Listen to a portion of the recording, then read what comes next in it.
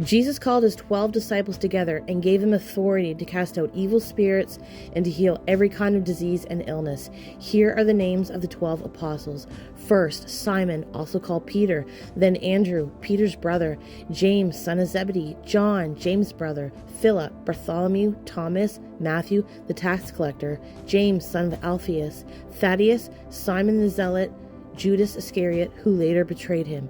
Jesus sent out the 12 apostles with these instructions: don't go to the Gentiles or the Samaritans, but only to the people of Israel, God's lost sheep. Go and announce to them that the kingdom of heaven is near.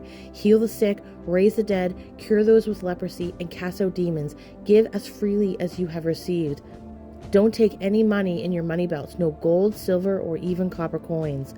Don't carry a traveler's bag with a change of clothes and sandals or even a walking stick. Don't hesitate to accept hospitality, because those who work deserve to be fed. Whenever you enter a city or village, search for a worthy person and stay in his home until you leave town.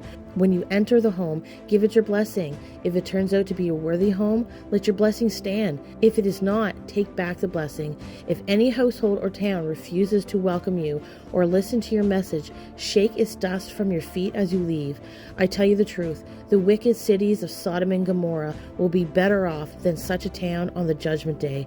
Look, I am sending you out as sheep among wolves, so be as shrewd as snakes and harmless as doves. But beware, for you will be handed over to the courts and will be flogged with whips in the synagogues. You will stand trial before governors and kings because you are my followers. But this will be your opportunity to tell the rulers and the unbelievers about me.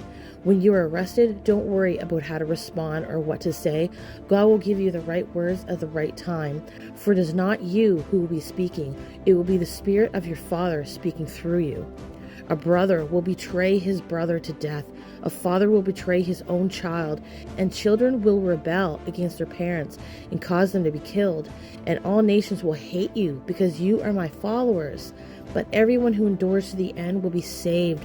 When you are persecuted in one town, flee to the next. I tell you the truth, the Son of Man will return before you have reached all the towns of Israel.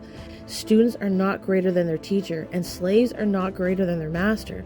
Students are to be like their teacher, and slaves are to be like their master. And since I, the master of the household, have been called the prince of demons, the members of my household will be called by even worse names.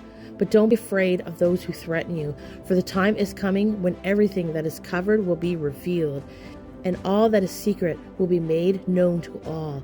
What I tell you now in the darkness, shout abroad when daybreak comes.